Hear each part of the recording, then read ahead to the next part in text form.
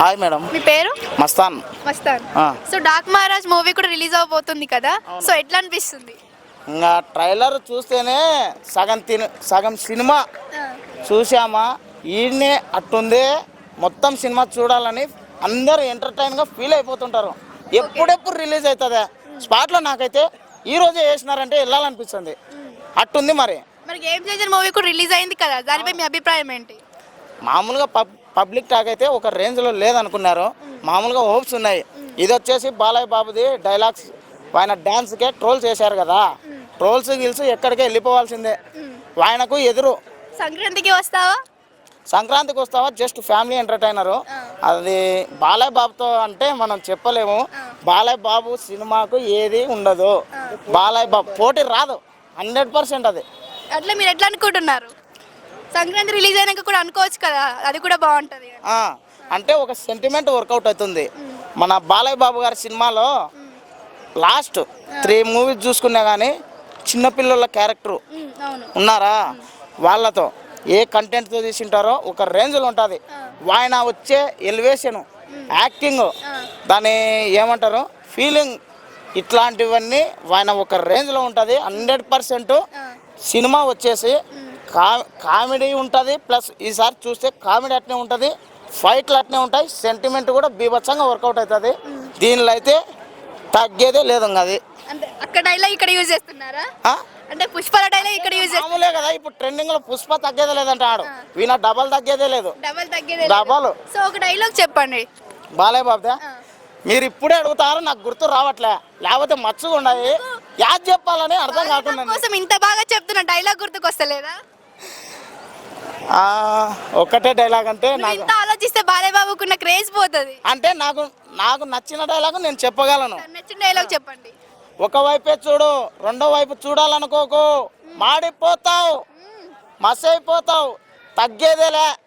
బాలయ్య బాబుకు ఆ సెంటిమెంట్ ఇప్పుడు వర్కౌట్ అయిపోతుంది. సో బాక్సులు బద్దలైతే అంటారా మరి మూవీ రిలీజ్ అయితే? థియేటర్ యాజమాన్యం జాగ్రత్త, బాక్సులు బద్దలైతే మాకు సంబంధం లేదయ్యా. వాళ్ళకి చెప్తున్నారా? మరి ఏందనుకునే సౌండ్ అట్టుంటే తమన్ గారయ్యా, బ్యాక్గ్రౌండ్ మ్యూజిక్ పిక్చర్ 100కు 110% కొట్టినాడు ఈసారి. ఎక్స్పెక్ట్ చేశారా బ్యాక్గ్రౌండ్ మ్యూజిక్ అట్లా ఉంటుందని? నిన్న వచ్చింది ట్రైలర్, మొన్న వచ్చింది, యాక్చువల్గా నిన్న వచ్చింది కదా. దాంట్లో ఇప్పుడే యూట్యూబ్లో చూడండి ఒకసారి, సౌండ్ పెట్టుకోండి. ఇంట్లో టీవీ స్పీకర్లు కూడా ఎత్తిపోతాయి, సెల్ మొబైల్లో కూడా ఎక్కువ సౌండ్ పెట్టుకోవద్దు.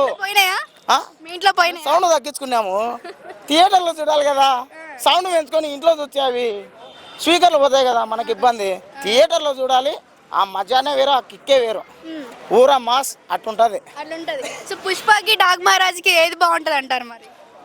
అంటే పుష్ప అయితే అయిపోయింది, ఆయన తగ్గేదే లేదని. ఆయన సూపర్ హిట్ అయింది కదా, డాగ్ మహారాజ్ రిలీజ్ అయితే డాగ్ మహారాజ్ కూడా అట్నే ఉంటది. అది మనకు చెప్పాల్సిన పని లేదు. దేనికన్నా ఏ గ్రేస్ ఆ గ్రేస్ అంటారు 100%. వీణకు వచ్చేసి గ్రేస్ లో యూత్ ఏ హీరో అనేది తగ్గేదే లేదు. వీణ రేంజ్ ఏందనుకున్నారు, 60+ ఒక నెంబర్ అయ్యా. ఆయన ఇప్పటికి కూడా యూత్ లాగా ఉన్నాడు, 20 నేనే అనుకుంటా. మనం ఇట్టున్నాము, నా ఏజ్ వచ్చేసి 30+. బాలయ్య బాబు గారు ఎట్టున్నారు, ఆయన డ్యాన్స్ ఏంది, ఆయన ఎనర్జెటిక్ లెవెల్ ఏంది, 60+లో ఉన్నా కానీ ఆయన పేషెన్స్, ఆయన ఒక రేంజ్లో ఉంటుంది. సినిమా వచ్చేసి ఒక మాటలో చెప్పాలంటే డాక్ మహారాజ్ కోసం ఏం చెప్తారు? సినిమా వచ్చేసి సూపర్ హిట్ అవుతుంది 100%. బాలయ్య బాబు గారు వచ్చేసి acting, picture, sentiment plus mass almost. దీంట్లో ఆల్మోస్ట్ ఫైట్లు అయితే ఒక రేంజ్ చూడొచ్చు. ఖచ్చితంగా థియేటర్ బాక్స్లు అయితే పగిలిపోతాయి. బ్యాక్గ్రౌండ్ మ్యూజిక్ బీభత్సంగా ఉంటుంది, ప్రతి ఒక్కరు చూడొచ్చు. దయచేసి చిన్నపిల్లలను తీసుకెళ్ళొద్దు, ఏడుస్తారు. మరి ఆ డైలాగ్కు సౌండ్ కథ ఏందనుకున్నావు? ఒకవేళ ఏదైనా కానీ బీపీ పేషెంట్లు కూడా ఇప్పుడే చెప్పాను, బీపీ ఎక్కువ అనే వాళ్ళు కొద్దిగా మనకేం లేదు, మేము 100%. ఒకవేళ బీపీ లేదు కదా, కొద్దిగా హై అవుతుంది. ఆ మూమెంట్లో మేమేం చేస్తాం, యూత్ కాబట్టి డ్యాన్స్ చేస్తామయ్యా, లేదంటే డైలాగులు చెప్తాం, ఇట్లా ఇంటర్వ్యూ చెప్తున్నాం. బాలయ్య బాబు గారిని థియేటర్లో చూసినాక ఏమన్నంటదా, అల్లా కొల్లం అట్టే. మరి దద్దరిల్లి పోవాలంతే, బీభత్సంగా ఉంటుంది. 100% సంక్రాంతికి కొట్టేది బాలయ్య బాబే. అది.